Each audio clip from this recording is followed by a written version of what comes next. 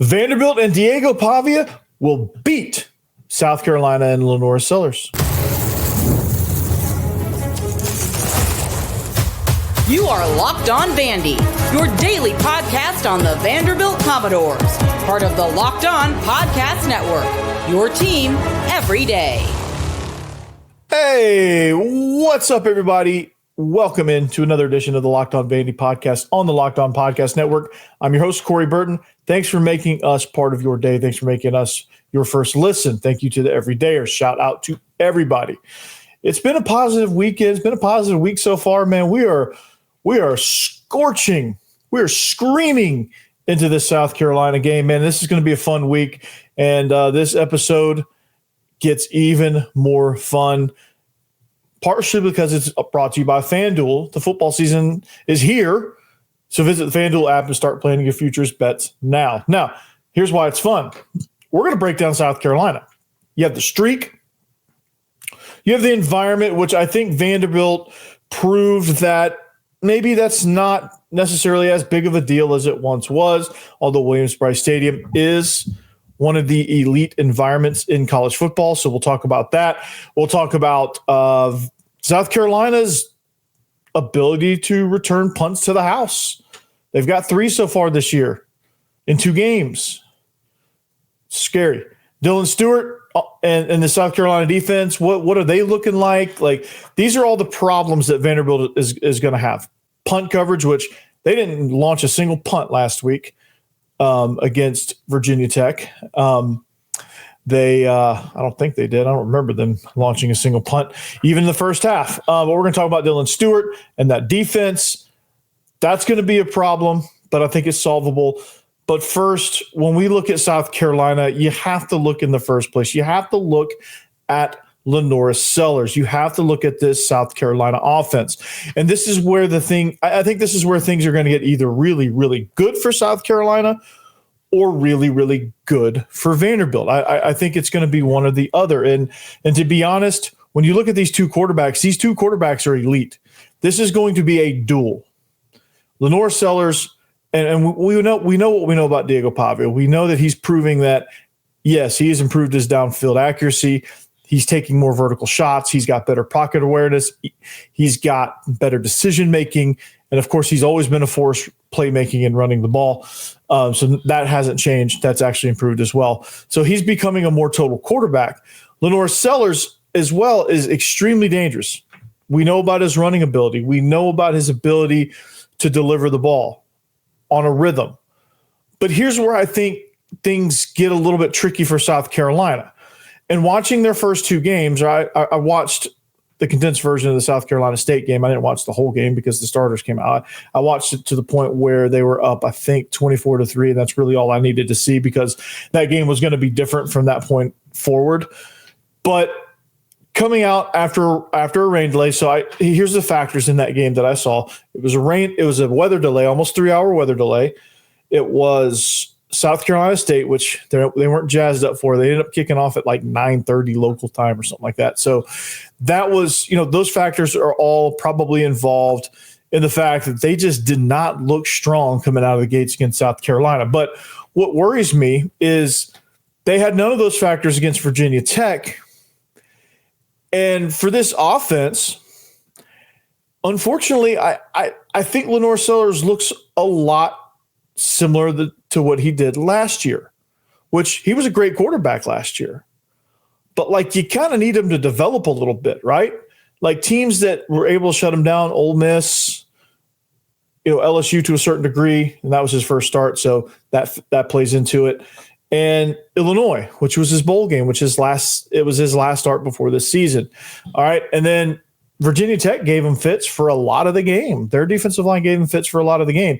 And what strikes me is this. I don't think any of this is on – I don't think really much of this is on LeNorris. I honestly think that you have a coaching staff. You have an offensive coordinator, new offensive coordinator Mike Shula, which he was on staff last year, so this shouldn't be a learning curve for him.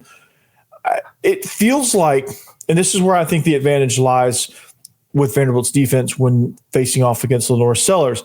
It looks like they're trying to figure out what they want to do. It looks like Mike Shula is trying to figure out what the identity of this team is, because I think he's got some new starters, he's got some new pieces, and he's got a known commodity in LeNorris Sellers. They're trying to generate a run game, which is good, but not great. They've got to, they're just trying to somehow figure it out. And I think when you play a team with an aggressive style like Vanderbilt or any other team on their schedule that plays like this, that doesn't play, I think Virginia Tech played probably a little too passive in some situations, from the linebackers to the second and third levels. To be honest, it just doesn't seem like they're comfortable.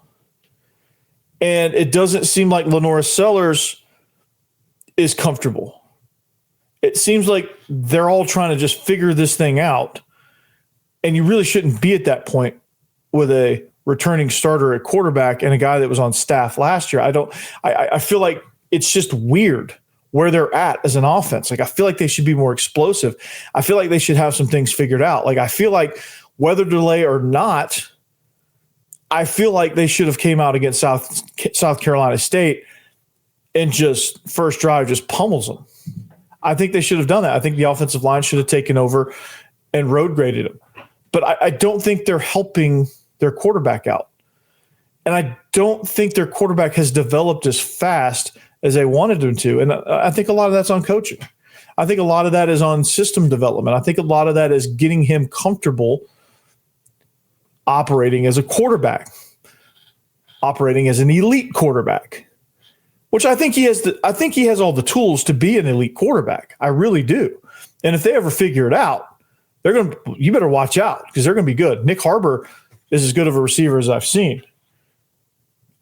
I'm a big fan of Nick Harbor. I think he's great. I think he's elusive. I think he's electric. I think he's dynamic. Whatever other adjectives you want to use. I like Nick. I like him. But I just don't think they know what they want to do. I don't think they know their identity. And when you have an experienced defense that's going to come after you, the same was true about Virginia Tech. I think Virginia Tech, once they got through their script, that's where they struggled. Like, they had a great game plan coming in, but once that kind of expired, they never really adjusted. It's the same way I feel about South Carolina. Once they get off their opening script, I think they struggle. I think they struggle situationally, trying to figure out what they want to do. And this is not just about LeNorris Sellers, although he is the quarterback. He's the guy that's leading this offense, so he's going to take the brunt of this. But I think that protection is spotty. I think it's inconsistent. That's probably the most perfect word to use this. I think it's inconsistent. And I think when you look at this team, that's one thing they have to figure out.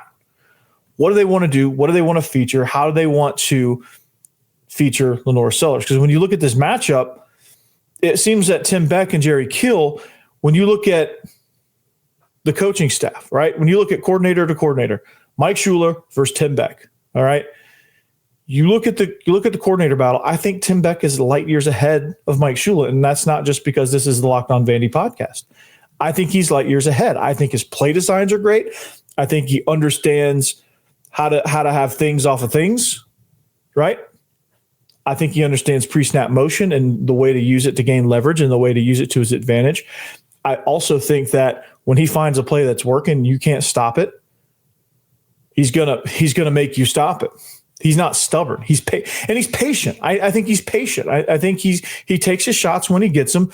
But as that first drive in the second half should tell you that he's patient and he's just going to grind you to a nub. He has no problem doing that. That's where I think the advantage is. I think Diego Pavia is better equipped with the resources around him, i.e. the coaching staff mainly. I think he's in a better position. Now, do I think this talent can pose problems? Yes. Do I think LeNorris Sellers can pose problems? Absolutely. There's a certain way you have to defend him. And I'll get more into that when I go keys of the game. But that's what I see in LeNorris Sellers. This is an inconsistent offense. This is an offense that's struggling to find their identity. They've got superior athletes like Nick Harbor that they can bail out with. They've got a great punt returner in Vakari Swain. Don't freaking punt to that guy. Holy cow, right? Do not punt to that guy.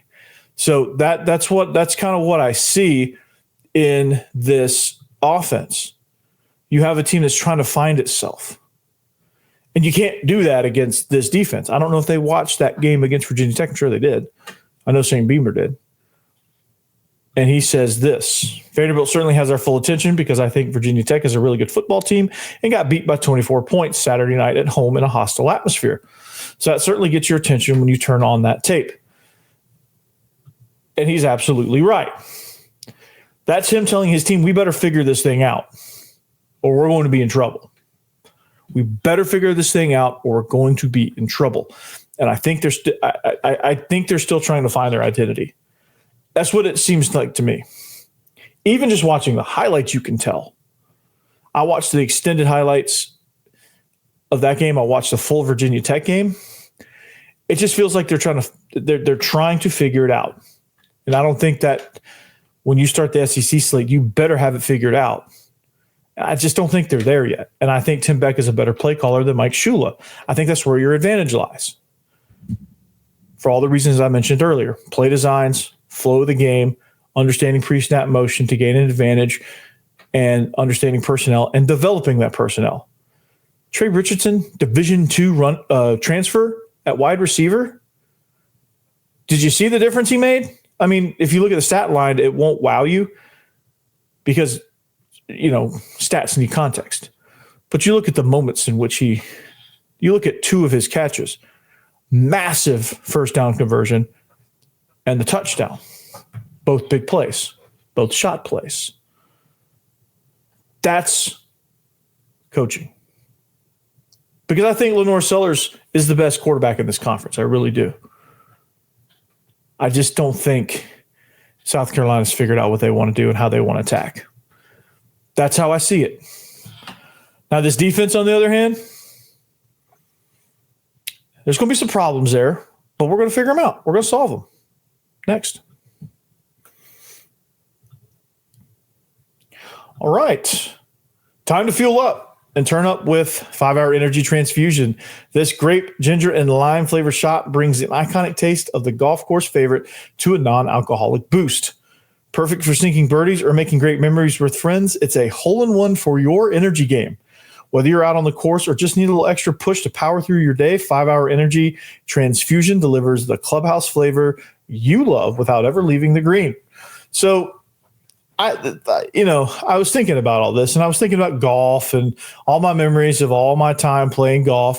And what's the wildest shot I've ever made is one of the questions. I think about this because there's a few, and when I watch it on TV, there's a few that I think about. But I was in the woods, probably 180 yards out. No, 170 probably. It's like a fish story. That distance is going to grow. But I have to get it out and up quickly. So I blast a 6-iron because I wanted to hit it a little bit lower. And this is probably the most perfect shot I've ever hit with that club because I don't think I've ever hit anything as good as that since. I blasted that thing and landed it within 4 feet of the cup. Probably the single greatest shot I've ever had. And then I drained the putt. It was a par 4, so I drained it for birdie. Man, oh man, what a freaking shot. And you know what? I couldn't do that without a 5-Hour Energy. Golf is all about good times with good people and good flavors. The ginger lime flavor of 5-Hour Energy Transfusion gives you the best parts of the clubhouse go to without leaving the course or chasing down the bev cart. You can now amp up the fun even more. Just buy, snap, and enter for a chance to win a dream golf trip for 2 to any golf tournament in the USA. Tee up that trip. Visit 5hewin.com for rules and entry. No purchase necessary. Excludes the Masters tournament, and it ends October 31st, 2025. Halloween. All right, I also want to talk to you about FanDuel because the NFL season, it's here. Week 1 wraps up very, very soon.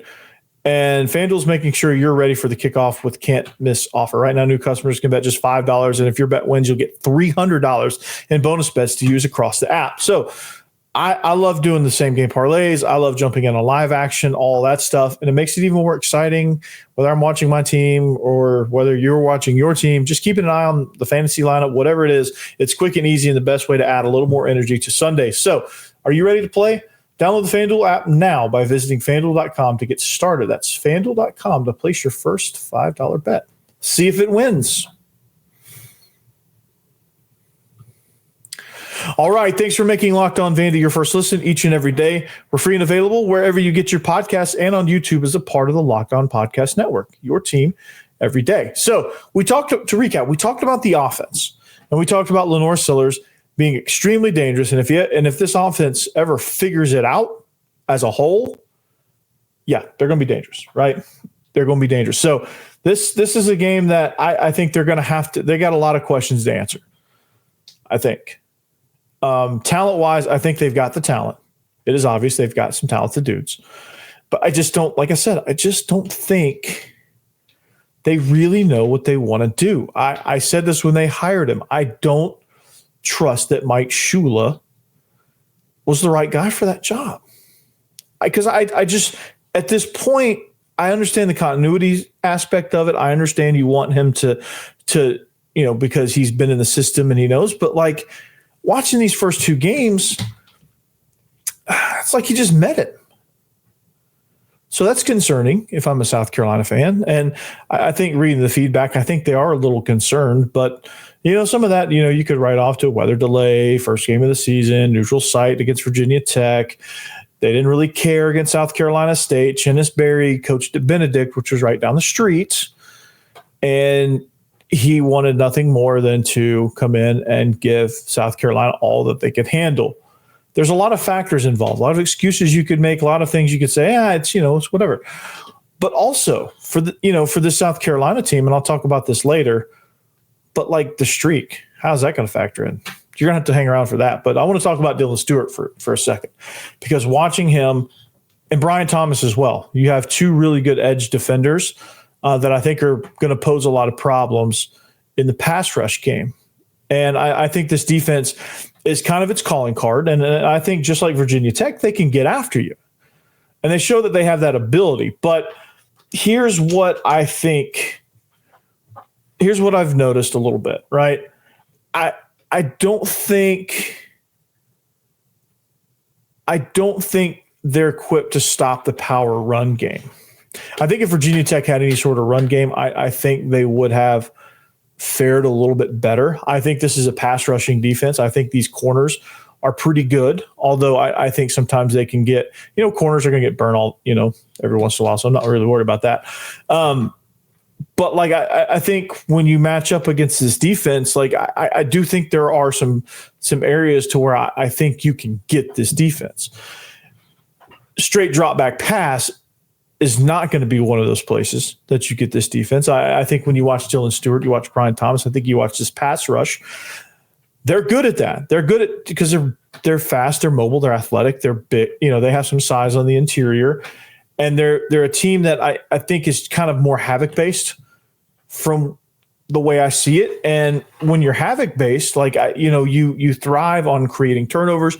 You thrive on getting after the quarterback. And Dylan Stewart is one of the best at doing that. Now, he had Kyle Kennard last year, which helps, I think, create some matchups where they're not chipping on him. They're chipping on Kennard.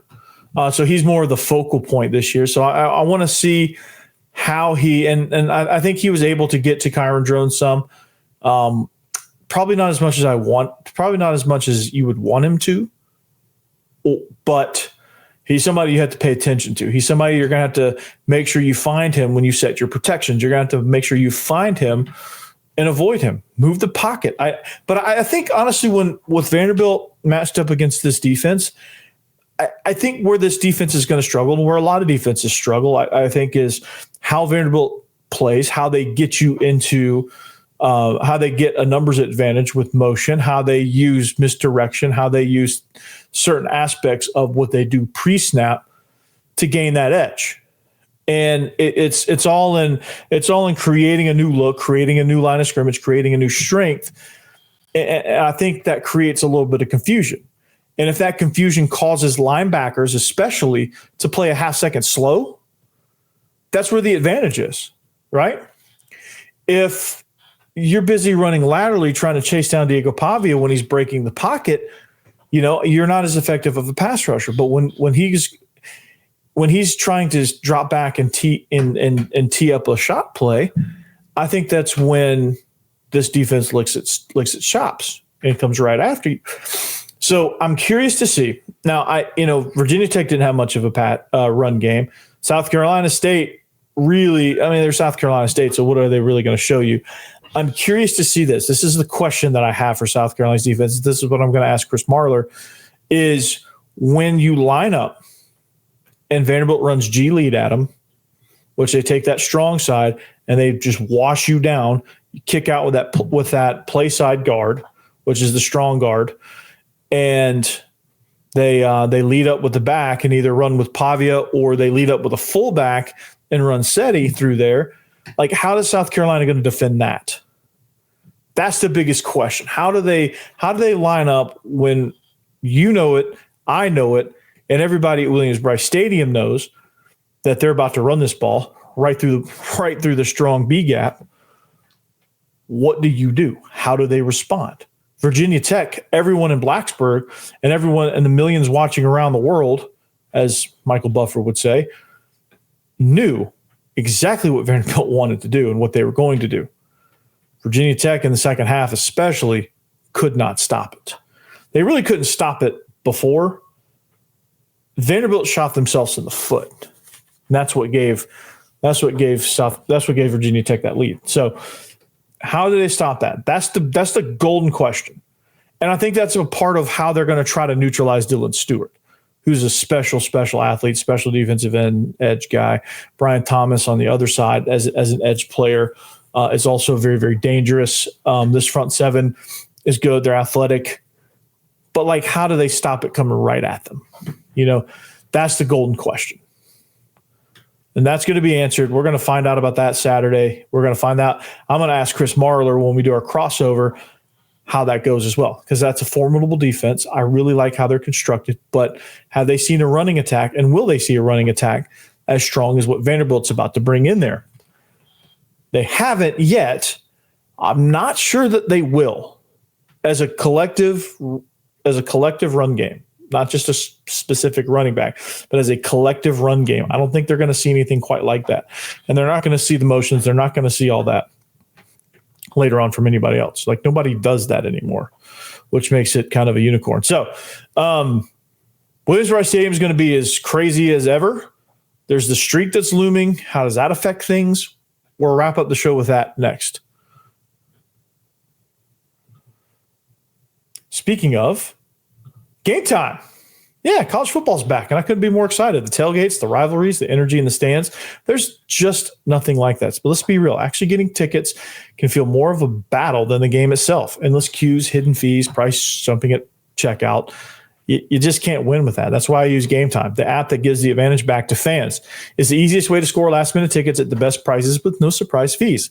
What you see is what you pay. So I have a friend of mine that just recently used Game Time because me, I'm kind of a curmudgeon. I haven't been anywhere. But he, if I did, I would use Game Time. But he used Game Time. He went out to Los Angeles, and he was going for the Oasis concert, and he was going to go catch the USC game. He got his doctorate from USC, so he wanted to go out there and check out a game. Well, he jumps on Game Time and gets literally for $25 a piece, so $50 total. He got box seats at the Coliseum. Can you believe that? And the app made it super simple. He could see where the exact view of his seat before he was buying. He loved that, and I do too. Zone deals. He picks a section. Game Time picks the seats, and you save big. I don't think he took advantage of the zone deals. I don't know how that works with luxury boxes, but that's a thing that you can do, though. Game Time picks the seats. you save big. Honestly, it's faster, cheaper, and less stressful than any other way that I've bought tickets, and he said the same. So take the guesswork out of buying college football tickets with Game Time. Download the Game Time app, create an account, and use code LOCKEDONCollege for $20 off your first purchase. Terms apply. Again, that's promo code LOCKEDONCOLLEGE for $20 off. Swipe, tap, ticket, go.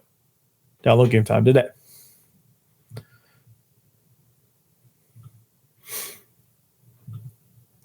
Okay, wrapping up the show here. Locked on Vandy. Thanks for sticking with us. Thanks for joining. Thanks for making the numbers just soar through the roof, everybody. Like, this is great. And if you want to know where I stand on this game, about a month or so ago, give or take, Chris Marler and I did a crossover, just a summertime crossover, kind of a preview, just kind of us chatting back and forth. He's a friend of mine, so we decided, hey, let's do a crossover because we're going to play very soon. So let's just kind of see how fall camp is going. So we did it. And we did predictions, like extremely early game predictions. And I picked Vanderbilt to win. He obviously picked South Carolina to win. And so I called my shot. So I just want to let that be known. So if you want to check that out, the episode title, I think, has must-see TV in it. I can't remember. I've written so many titles. I can't remember which one is which, but it's a crossover I did with Chris Marler about a month or so ago. So go check that out. I sent it out via X. But I want to talk about the environment for a second, because a lot has changed between when we did that and when I started previewing this game till now. Because at one point, everyone I talk to, every player that I talk to tells me that Williams-Brice Stadium is the funnest but the most hostile road environment that they've ever played at. Right? Because, they are kind of twisted and they love the trash talking. They love how the fans just get all over them during the game. He said that, they both said that fueled them. And Williams-Brice Stadium is, I take that to heart because these guys have played at Tiger Stadium in Baton Rouge. They've played at Knoxville. They've played, one of them has played in the Swamp. The other played at Georgia. So he never played at the Swamp. They've played different places, all hostile environments. And you play anywhere in the SEC, everywhere's tough for a reason or two. But Williams-Brice really stood out to them. And so it's a tough environment. And it's good for 7 points, which is what the spread is. Like, I think the atmosphere, the towels, the sandstorm, just the general enthusiasm that these fans have, I think they'll go down and get points. I don't know if it'll be 3. I don't know if it'll be a tutty, but they're going to go down and get points on the first, especially if they get the ball to open the game. They're going to take it down. They just will. That's just how energized that they will be. That's part of the home field advantage. It's not, if you can be fortunate enough to stop them on the first drive, then you really had a win. But it's not ever like, can you stop them from scoring on that opening drive? In an environment like this, it's, can you respond? How do you respond? Do you go immediately 3 and out going backwards? Do you move the ball before you punt? Like, how do you respond? Because if you give up points and then you turn around and rip it right back down the field, that crowd acts differently. And that's kind of what you have to do. You have to silence the crowd. You have to figure out a way to get them out of the game, right? So there's that element. And you got to fight that again. But I think they did a really good job of that at Lane Stadium, which I think they got behind a little bit early and they fought their way back in, and then they eventually went on a 34-0 run to end the game. So there's that. But the last thing I want to leave you with when looking at this matchup is one of the factors that plays into it is the streak. And I know I didn't talk about punt return, but just go watch the highlights of their punt return. Holy cow. Like, if Vanderbilt punts, like, do not punt to that guy. I'll just very simply put, Vakari Swain, do not punt it to him. Just don't. He'll house it on you. You want to talk about a crazy environment? Let him take one to the house. Yeah. So the streak, how does that play into it, right? So I think the mindset on both sides is this. The streak for Vanderbilt is they're trying so hard to break it. And I think they stumble, bumble, and shoot themselves from the foot when they try to do that, because you're pressing, you're trying. And sometimes in things like that is as frustrating as a 16-game losing streak can be, it almost seems like the harder you try to break the streak, the more difficult it becomes, and the more frustrating it becomes. And it's just like repeatedly stubbing your toe and getting mad and madder and madder and madder. Now, on South Carolina's side of things, it's almost getting into the land of complacency with this. Like, it's a foregone conclusion that you're going to beat Vanderbilt. It just is. Like, this is just a win for them. They're 11th in the country. They got this streak going. It's a win for them. Like, that's the mindset. So, like, Vanderbilt, and I'll leave you all with this. Vanderbilt, and I'll talk more about this with Chris, and I'll talk more about this when I get the keys to the game, but Vanderbilt has got to find a way to take advantage of that. They've got to use that against South Carolina. They got to use the fact that LaNorris Sellers is the best quarterback in the SEC and maybe the country. They got to use that against South Carolina. If they want an advantage, if they want to truly snap this streak, they can't think about the streak. They just got to think about hitting LeNorris Sellers repeatedly, boxing him in, forcing him to get his eyes down, forcing him to throw from a muddy pocket, forcing him to throw off rhythm, forcing him to throw and get hit right after throwing, make him run sideways, all of that stuff. That's what they got to focus on. Make his life hell. Take the crowd out. Go kick out. Go pull a guard on Dylan Stewart and kick him out. Make him play the run. He's probably pretty good against the run. He's a great player. But you just got to bring it to him. Just deliver your best shot. If you get knocked out, you get knocked out. But you have to deliver your best shot. And I have no doubts that Vanderbilt will. So, coming up this week, Clark Lea's press conference. We'll see what he has to say. I'll react to that. If there's anything new or anything that I haven't covered, we'll continue to cover. It would be kind of like a game plan / whatever. Then we'll talk to Chris Marler. We'll cross over with him. We'll see more like the South Carolina perspective, and we'll put it all together. We'll make some predictions and we'll make some picks for week 3. So until then, anchor down. Peace out. Check out the Amazon College Football Tonight. I'm going to be on there, I think. Check it out. You won't regret it. Peace.